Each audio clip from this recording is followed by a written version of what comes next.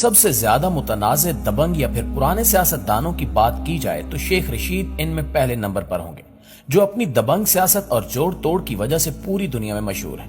لیکن آج ہم آپ کو بتائیں گے کہ آج کے ارب پتی شیخ رشید بچپن میں لال حویلی کے باہر کتابیں کیوں بیچا کرتے تھے، ان کے اپنے والد کے ساتھ تعلقات کیوں خراب تھے، اور اتنی غربت کے باوجود وہ ایک تاریخی عمارت لال حویلی کے مالک کیسے بنے۔ اس کے علاوہ ہم آج آپ کو یہ بھی بتائیں گے کہ اس وقت کے وزیر اعظم ذوالفقار علی بھٹو کے جلسے کو کس طرح شیخ رشید نے تنے تنہا ناکام بنا دیا تھا، اور آج ہم یہ بھی جانیں گے کہ کیا شیخ رشید واقعی کنوارے ہیں یا پھر انہوں نے خفیہ طور پر شادی رچا رکھی ہے۔ دوستو، شیخ رشید 1950 میں راولپنڈی میں ایک متوسط گھرانے میں پیدا ہوئے، اور کہا جاتا ہے کہ ان کے حالات اس قدر خراب تھے کہ 2 وقت کی روٹی ملنا بھی مشکل تھا۔ شیخ رشید نے حال ہی میں ایک انٹرویو میں انکشاف کیا ہے کہ میں نے بچپن غربت میں گزارا اور بہت محنت کی۔ میرے اپنے والد سے تعلقات خراب تھے، لیکن میں اپنی ماں کے بہت قریب تھا، وہ بہت نیک خاتون تھی۔ شیخ رشید نے بتایا کہ میں باپ سے پیسے نہیں مانگتا تھا اور لال حویلی کے باہر کتابیں بیچا کرتا تھا، اس لیے آج کچھ لوگ مجھ سے جلتے ہیں کہ یہ لال حویلی کے باہر کتابیں بیچنے والا لال حویلی کا مالک بن گیا۔ یاد رہے کہ یہ اس وقت کی بات ہے جب اس لال حویلی کو لال حویلی نہیں بلکہ بودھا بائی کی سہگل حویلی کہا جاتا تھا، جو ایک طوائف تھی۔ اس طوائف کی کہانی شیخ رشید نے اپنی کتاب فرزند پاکستان میں ان الفاظ کے ساتھ بیان کی ہے کہ بیرسٹر دھن راج سہگل جہلم سے تعلق رکھنے والے ایک امیر فرد کرپا رام سہگل کے چشم و چراغ تھے، جو سیال کوٹ میں ایک شادی میں شرکت کے لیے گیا اور وہاں ایک مسلمان رقاصہ بودھا بائی کی زلفوں کا اسیر ہو گیا، اور پھر دونوں میں عہد و پیمان ہو گئے۔ بیرسٹر دھن راج بودھا بائی کو لے کر راولپنڈی آیا، جہاں بوڑھ بازار میں اس نے بودھا بائی کی محبت میں یہ خوبصورت حویلی بنائی جو سہگل حویلی کے نام سے جانی جانے لگی۔ دھن راج نے اس حویلی کی تعمیر میں کشمیری طرز تعمیر کو مقدم رکھا۔ شاید اس کی وجہ یہ تھی کہ نئے جوڑے کو سری نگر بہت پسند تھا اور ہنی مون بھی انہوں نے وہیں منایا تھا۔ دھن راج نے بودھا بائی کے لیے ایک مسجد اور اپنے لیے مندر بھی ساتھ ہی بنوایا تھا، جو آج بھی موجود ہے۔ سفر کے لیے ان کے پاس 1938 ماڈل کی آسٹن کار تھی، جس کے رم لکڑی کے تھے۔ اس کار پر دھن راج اور بودھا بھائی مری اور کشمیر کی سیر کو جایا کرتے تھے، لیکن پھر تقسیم کے دوران شہر میں ہونے والی قتل و غارت گری کی وجہ سے دھن راج ہندوستان چلا گیا اور بودھا بائی یہیں رہ گئی۔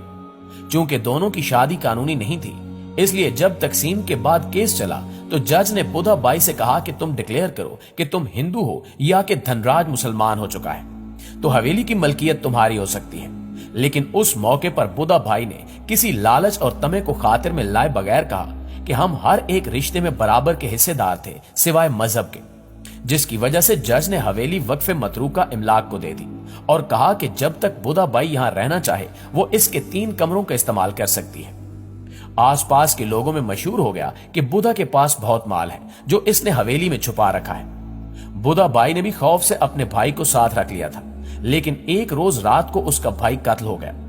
قتل کے چند روز بعد بودھا بائی بھی حویلی سے کہیں چلی گئی، جس کے بعد کچھ پتہ نہیں ماں سوائے اس کے کہ ایک روز کشمیر سے ایک افسر حویلی دیکھنے آیا اور بتایا کہ بودھا بائی اس کی ماں تھی۔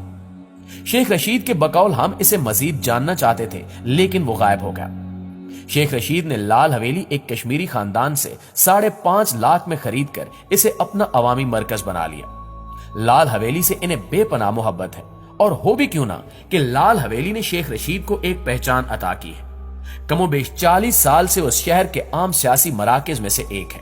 دوستو، کہا جاتا ہے کہ شیخ رشید بچپن سے ہی انتہائی چالاک اور لڑاکے تھے۔ یہی وجہ ہے کہ تاریخ میں ہمیں ملتا ہے کہ ایک بار ایک لڑائی کے دوران گولی ان کی ٹھوڑی پر لگی تھی اور یہ زخمی ہو گئے۔ اس واقعے کے بعد والد صاحب سے بڑی ڈانٹ پڑی، لیکن اس کے باوجود وہ روز کسی نہ کسی لڑائی میں زخمی ہو کر گھر آ جاتے۔ ان کا خواب تھا کہ یہ میٹرک پاس کرنے کے بعد گولڈن کالج میں داخلہ لیں گے، لیکن ان کا یہ خواب پورا نہ ہو سکا کیونکہ ان کے نمبرز بہت کم تھے، لہٰذا ان کو مجبوراً راولپنڈی کے ایک چھوٹے سے کالج میں داخلہ لینا پڑا۔ جب وہ پہلے دن اس کالج میں گئے تو اس کالج کے پرنسپل نے شیخ صاحب کو دیکھ کر کہا کہ تمہاری حرکتیں مجھے بہت عجیب لگ رہی ہیں، اس لیے یہ کالج تم جیسے بچوں کے لیے نہیں ہے، لہٰذا یہاں سے خود ہی چلے جاؤ ورنہ کسی نہ کسی دن یہاں سے نکال دیے جاؤ گے۔ اور پھر ایسا ہی ہوا۔ ایک دن کسی لڑائی کی وجہ سے شیخ صاحب کو کالج سے نکال دیا گیا۔ شیخ رشید نے اپنی سیاست کا آغاز 20 سال کی عمر میں ہی کر دیا تھا، لیکن ان کا کوئی اصول نہیں تھا، یعنی ان کو جس لیڈر کے ساتھ مفاد نظر آتا وہ اسی کے حق میں نکل پڑتے۔ एक वक्त था कि ये पीपल्स पार्टी के बहुत बड़े हिमायती थे, लेकिन फिर ये जुल्फिकार अली भुट्टो के सबसे बड़े मुखालिफ बन गए। शेख रशीद अहमद अपनी किताब में लिखते हैं कि सकूते ढाका के बाद जुल्फिकार अली भुट्टो ने बतौर chief marshal law administrator charge संभाल लिया था। उन्होंने इस्लामी सरबराही कॉन्फ्रेंस में बांग्लादेश को मंजूर करवाने के लिए अपनी पार्टी का कन्वेंशन लियाकत बाग में मुनक्किद करने का ऐलान किया और मैंने कॉन्फ्रेंस से 2 रोज कबल शहीद चौक में जलसे के दौरान भुट्टो को चैलेंज किया कि उसमें हिम्मत है तो लियाकत बाग में जलसा करके दिखाए। इसके बाद शेख रशीद ने अखबारात में बयान भी दिए कि भुट्टो इनकी लाश से गुजरकारी लियाकत बाग में जलसा करेगा। बकौल शेख रशीद उस ऐलान के बाद पूरे शहर में खौफ व हिरास फैल गया और पुलिस ने वालिद और भाइयों को गिरफ्तार करना शुरू कर दिया, लेकिन उन्होंने हौसला नहीं हारा।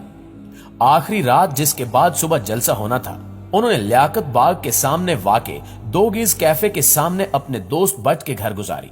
वो कहते हैं कि मैं सारी रात एक बटन वाला चाकू लेकर छत पर सोया रहा और अगर कोई बिल्ली भी पास से गुजरती तो मैं घबरा जाता।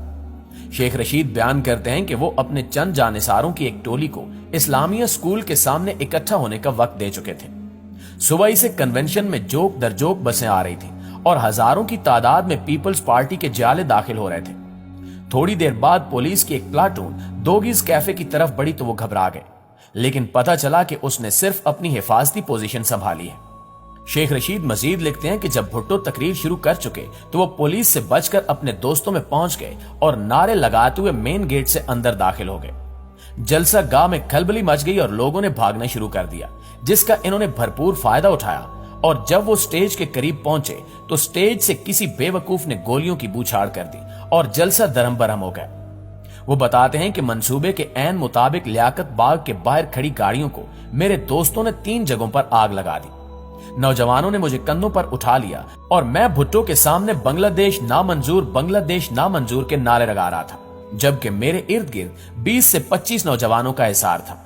जब ज्यादा गोलियां चली तो मैंने कोट कमीज और बनियान सब उतार दिए और नंगी छाती दिखाते हुए भुट्टो को ललकारा कि यहां गोली मार। इसके बाद सारा जलसा दरम बरम हो गया। लोगों ने बाहर निकलकर 3-4 गाड़ियों को मजीद आग लगा दी, जिस पर भुट्टो पर इतना खौफ तारी हुआ कि सिक्योरिटी ने घेरे में ले लिया और वो 1 घंटे में गवाल मंडी से निकल गए। जी तो मुअज़्ज़िज़ दोस्तों, ये थी शेख रशीद की कहानी। इस बारे में आप दोस्तों की राय क्या कहती है, कमेंट करके हमारे साथ शेयर जरूर कीजिएगा।